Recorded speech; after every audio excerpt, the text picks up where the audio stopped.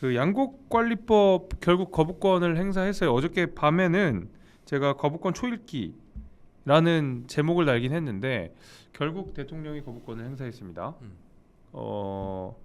양곡관리법에 대한 거부권 행사.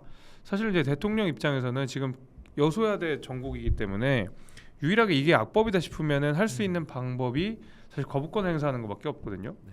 그래서 거부권을 행사했는데 저는 당연히 양곡관리법에 대해서 반대합니다. 그 대통령에서 거부권 행사하는 것도 어쩔 수 없었다고 생각하지만 이것이 미치는 정치적 파장들을 우리가 좀 논의를 해봐야 되니까 그 얘기를 하기 전에 슈퍼챗부터 읽어드리겠습니다. 영수님 5만 원이나 보내주셨습니다. 아유, 감사합니다. 오늘 세 분 감사합니다. 살짝 대표도 초대해 주세요. 대표라고 하면 이준석 대표를 얘기하는 거겠죠? 한번 돼지 대표. 아니 초대하면 좋을 것 같아요. 네, 티키타카 하는 거 보고 싶네요. 흐흐. 음. 근데 보니까 썸네 그 이모티 뭐라고 그래야죠? 저 프로필 사진이 제리 따봉이네요.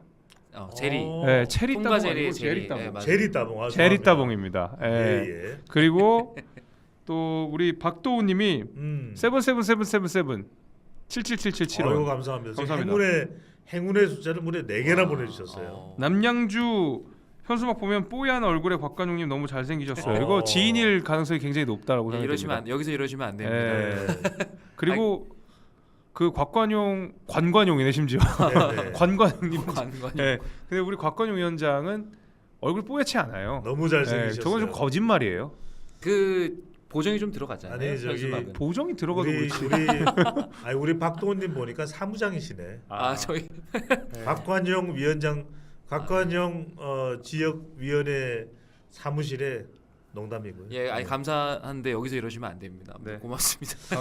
감사합니다. 아니 양곡관리법에 대해서는 제가 짧게 뭐 좀 네. 말씀을 드릴게요. 네. 무슨 말씀이냐면은 저는 모르는 노래에 춤추는 꼴이다. 모르는 노래에 춤추는 꼴이다. 모르는 노래. 왜냐하면 양곡관리법에 대해서 명쾌하게 누가 설명을 해줄 수 있을까. 그런데 양곡관리법에 대해서 얼마 전에 한 여론조사가 있어요. 네. 근데 그 여론조사가 대통령 거부권을 물어본 거예요. 거부권 하는 게 맞냐 안 하는 게 맞냐. 거부권을 안 하는 게 맞다가 또 50 몇 프로. 거부권을 하는 게 맞다가 30 몇 프로가 나왔어요. 근데 저는 그 이전에 그걸 묻고 싶어. 이 결과는 대통령 국정수행 지지율하고 비슷해요. 반대하는 사람들은 거부권 행사하면 안 된다. 아하.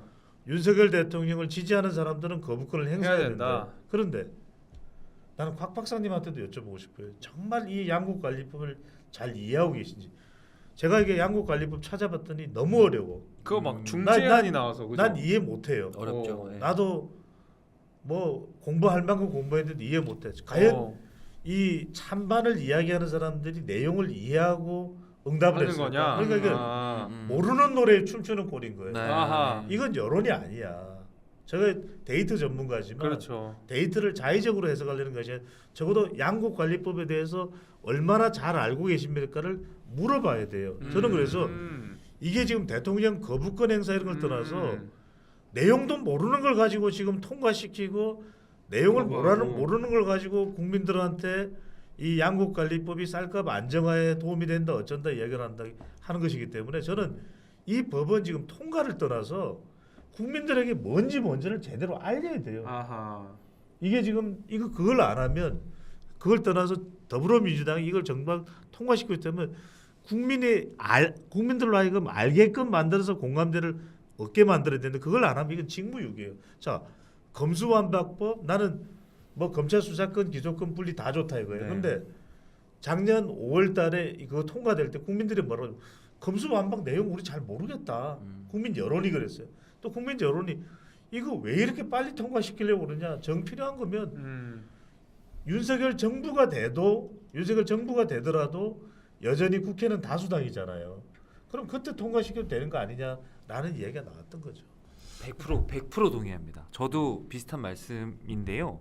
그러니까 저도 여기에 대해서 이제 아까 말씀하신 것처럼 구체적인 내용들에 들어가면 여러 가지로 이제 좀 다른 부분이 있겠지만 근본적으로 문제 의식이 있어요. 저는 이걸 뭐라고 보냐면 기본적으로 이거는 정부에 의한 시장 교란의 제도화라고 보기 때문에 아하, 어려운 말이다. 저는 이제 문제 의식을 좀 가지고 있는데 이제 내용이 중요한 원래는 중요한데 사실 이게 이제 전략적으로 좀 사용된 측면이 있어서 제가 말씀을 드려야 되는데 저는 민주당에서 이거를 100% 총선용으로 이용하는 거로 봅니다. 그러니까 민주당에서 지금 작전은 그러니까 민주당은 다 계획이 있어요. 촉선. 무슨 얘기냐면 지금 이 부분이 그러니까 카테고라이징을 하기를 민생 법안 이렇게 해놨습니다. 민생 법안인데 독소 조항을 제가 보기엔 분명히 포함하고 있어요. 그래서 이거를 정부 여당에 던져놓고 대통령께서 거부권을 행사하게 만들 겁니다. 그리고 이 양국관리법은 어쨌든 간에 제2 요구가 들어갔기 때문에 이거 폐기 수순으로 갈 거거든요. 근데 여기서 끝이 아니고 그 다음에 노란봉투법, 그다음에 간호사법 줄줄이 기다리고 있습니다. 그렇지. 직군별로 민생 법안들 민주당이 추진합니다. 근데 그거 거부한 거 국민의힘과 윤석열 대통령입니다라고 얘기를 하면서 나중에 제가 1년 후에 보세요. 이제 거의 딱 1년 남았는데 만약에 저희가 그 총선에 후보로 나가서 상대 후보랑 토론이 붙었는데 당신들 우리가 그렇게 그 추진했던 민생 법안들 당신들이 다 반대하지 않았습니까?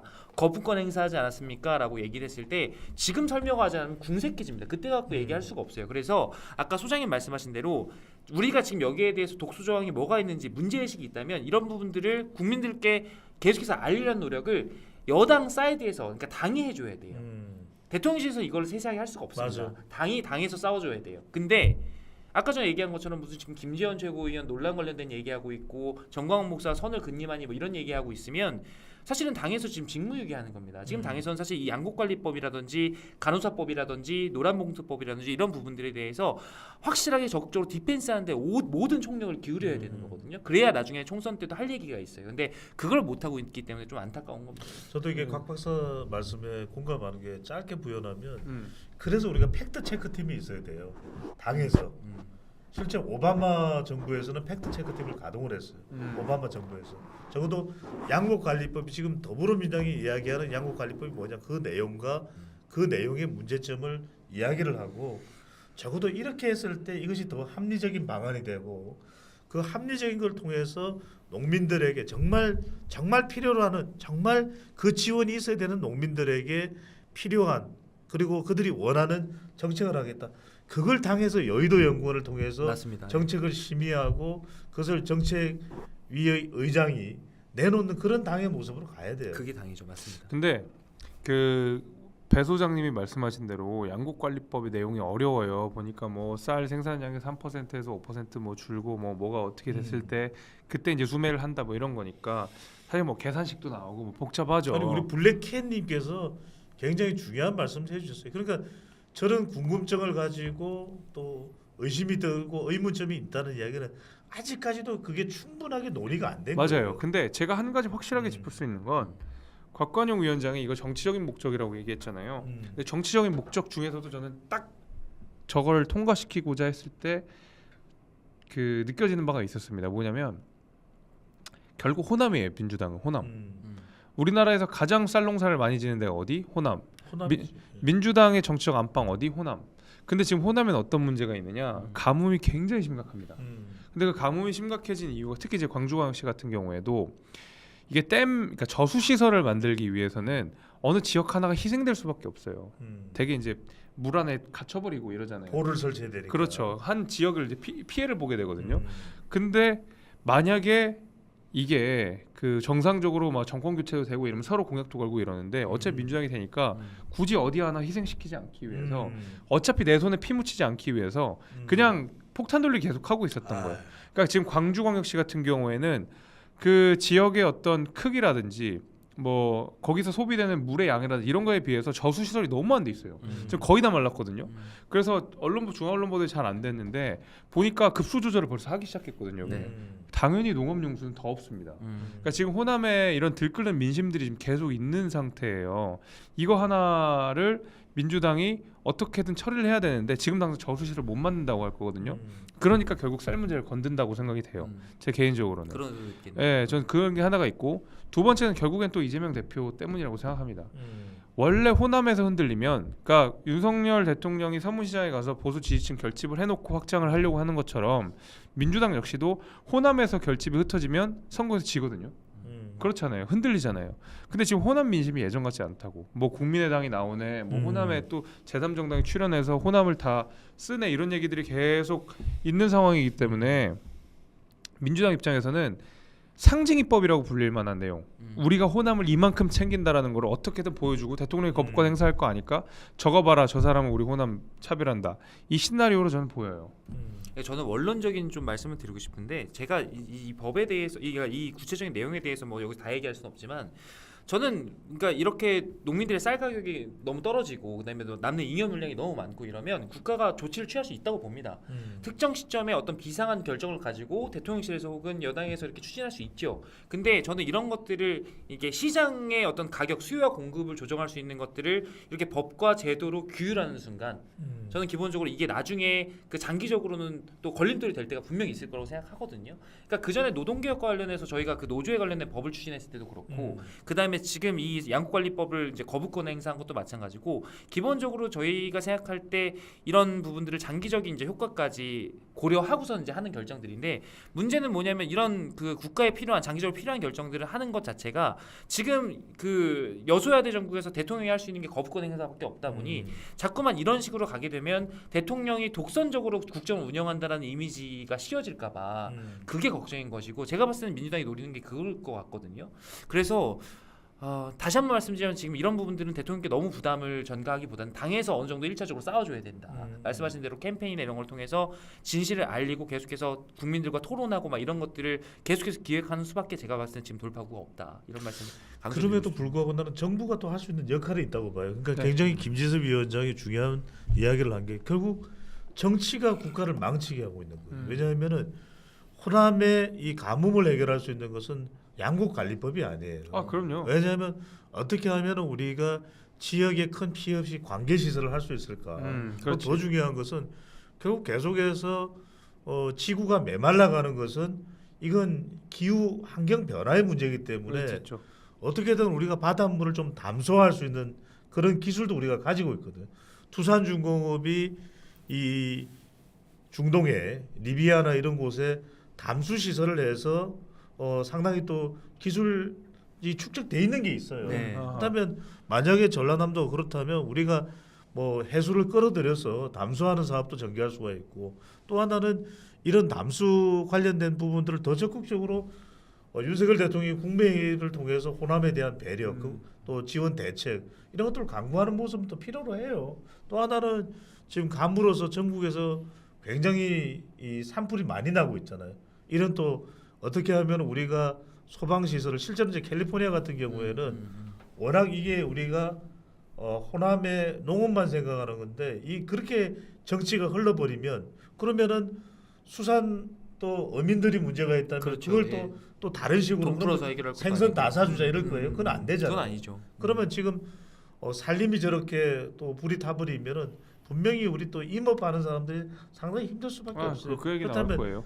캘리포니아처럼 우리가 산불이 빈번하게 나는 경우에는 이게 호수에 물을 퍼다가 끄는 것도 상당히 힘들단 말이에요. 그러면은 스프링쿨러 장치를 해요.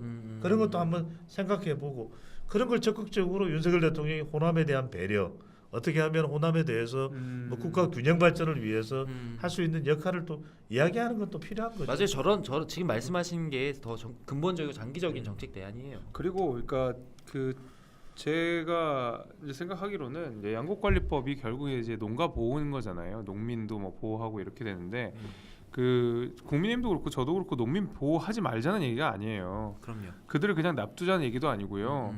뭐 식량 주권이라는 개념도 있으니까 뭐 우리가 시장 논리에 의해서만 쌀 안 먹으니까 그냥 여기 그냥 망하게 냅둬도 된다 이런 논리를 펼치고자 하는 것이 아니라 그럼 농민들을 살리기 위해서는 뭐가 더 좋으냐 이 방법을 고민하자는 거죠.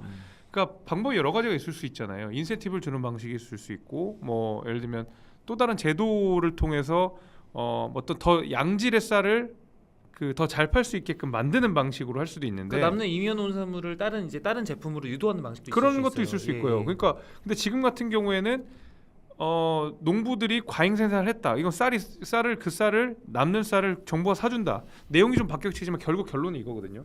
남는 쌀은 사준다거든요.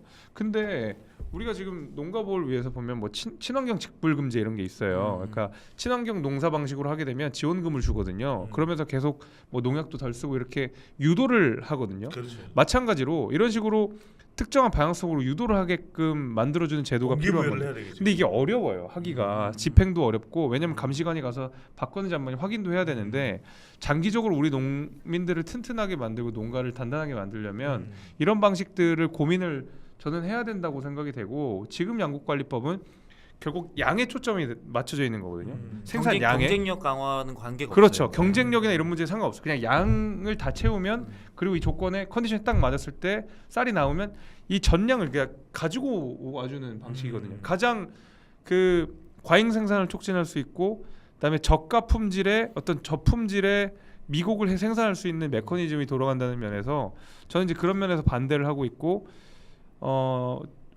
정부 여당도 여기에 대해서는 좀 충분히 설명해줄 필요는 있겠죠. 이것이 장기적으로 농가한테 좋은 게 아니다, 국민들한테 좋은 게 아니다 이렇게 얘기해야 되는데 민주당은 상징입법으로 계속 그걸 통과시키려고만 하고 우리는 뭔가 그걸 가로막는 느낌만 드니까 조금 아쉬운 근데 느낌이 이게 있습니다. 반복되는 거부권 행사는 이번에 첫 번째잖아요. 근데 저는 이게 몇 번 더 있을 것 같거든요. 이런 방식으로 전개되는 게 계속 걱정이에요. 거부권 너무 이렇게 자주 행사되는 모습을 보이면 이건 정치적으로 너무 부담이라서 민주당에서 어쨌든 이거는 프레임을 잘 짠 거다. 그래서 잘 대응해야 된다 이런 말씀입니다. 그렇죠. 이제 계속 법안은 통과돼서 올 테고 윤석열 대통령이 양국관리법이 이제 시작으로 해서 양국관리법을 시작으로 해서 간호사법이나 또 노란봉투법을 또 계속 거부권을 행사하면 지금 가뜩이나 또 대통령 지지율이 안 좋은 상태에서 상당히 또 부담될 거예요. 중도층 좀 더 이탈할 수도 있고 저는 이럴 때 중요한 게 당의 역할인 것 같아요. 왜냐하면 집권 여당이니까. 집권 여당이라는 것은 일반적인 정당 이상의 책임감을 가지고 있는 거죠.